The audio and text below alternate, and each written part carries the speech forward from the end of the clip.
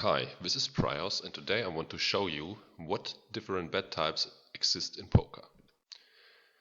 Let's first sum up all the bet types we want to speak about today. So if you are not interested in some, you can just fast forward to the ones that are exciting for you.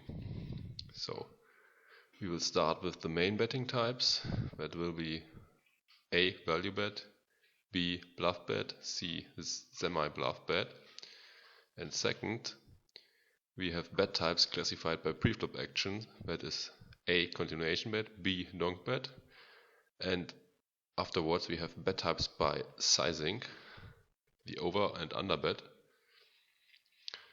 And next we have more bet types, the protection bet, the free showdown bet, and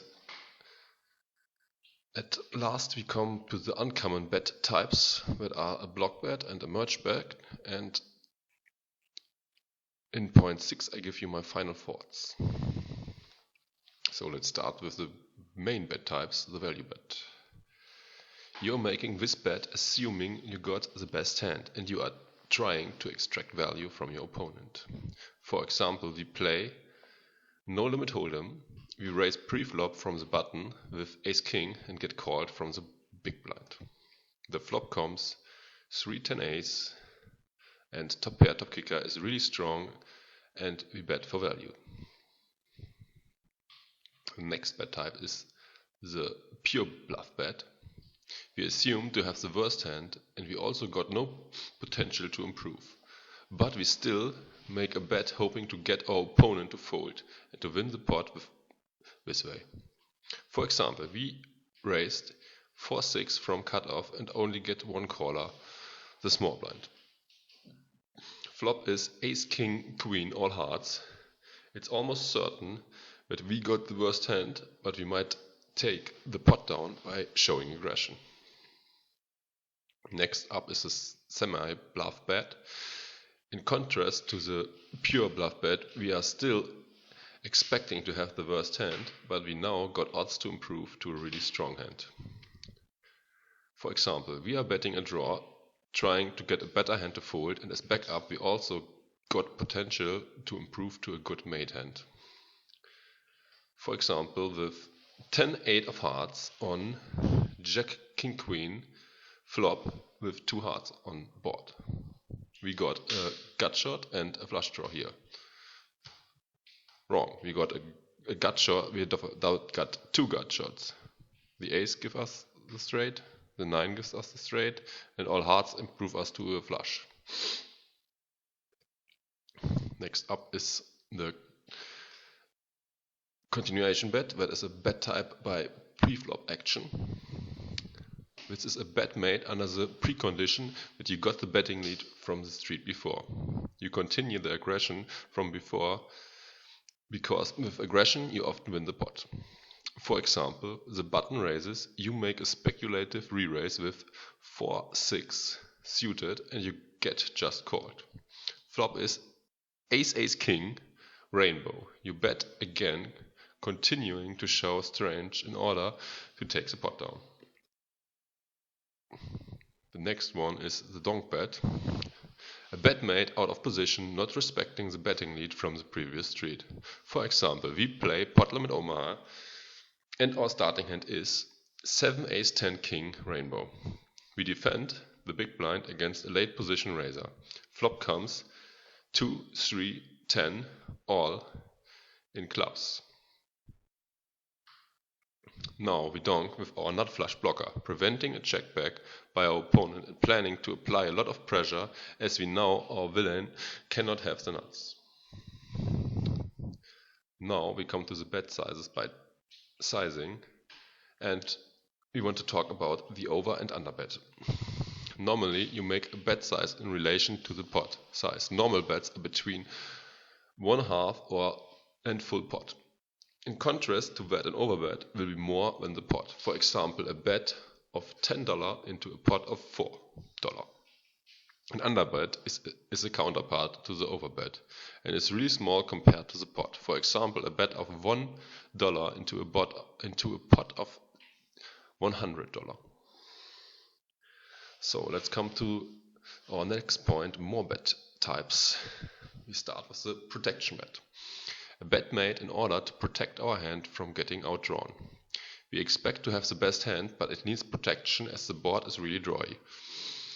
For example, our hand is Jack 10-9-6. We again play pot limit Omaha, and the flop comes 9 Jack 6. Our hand is usually best, but needs a lot of protection from all the draws, so we bet to not let them realize the equity for free. Next up is a free showdown bet. A bet made on the turn in order to check behind on the river. Most of the time this move is used in fixed limit hold'em, but can also be applied to the big bet games. For example, you might bet the turn again after continuation betting on the flop because you don't want to give your opponent a free card on a draw heavy board. With a hand that seems to be best, but your hand isn't strong enough to get another street of value on the river. Now we come to the uncommon bet types. We start with the block bet. A small bet in relation to the pot made in order to prevent your opponent from making a larger bet himself, usually to get a cheaper showdown or to see the next card relative cheap. For example, we got Ace, King, Queen 10 single suited with potential nut diamonds. On 4-7 King 6 turn, and the river card is an ace, bringing the flush. We raised the cutoff and only got one caller from the button. Flop, we bet, and he called. Turn was check check. Now we might decide to block bet river, for example 1/4 pot or something, hoping to get a cheap showdown. Excursion fake block bets. A fake block bet is a really small bet made in order to signalize a weak hand to a competent and aggressive opponent in order to induce a raise from him, thinking he might be able to pick up the pot this way or to get him raising too thin with a worse hand. In this case, we are trying to extract value by inducing a bluff or a thin value raise, while having the nuts or a really strong holding that can stand a raise. Last one is the merge bet, a bet that is neither a clear value bet nor a clear bluff. This bet is supposed to confuse your opponent, and he might call you with worse or throw away a better hand. In my opinion, this is a really strange concept and was brought up on 2+2 at some point. I just included this bet type because I want to have a list that is complete or has almost all bet sides in it. I hope I didn't forget any bet.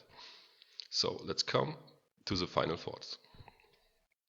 Before making a bet, you should always consider which main bet type you are making. Semi-bluff, bluff or value bet. And if that is actually making sense. Sometimes bets are not only falling into one category. A bet can be a semi-bluff and for value, for example. This is rarely the case in no limit hold'em, but in pot limit Omaha this can easily happen. For example, you don't have a made hand yet, but you got tons of outs, being a favorite against your opponent's range. I hope this was informative. Thanks for watching. If you liked the video, please subscribe and give me a like, and also feel free to comment below. Bye.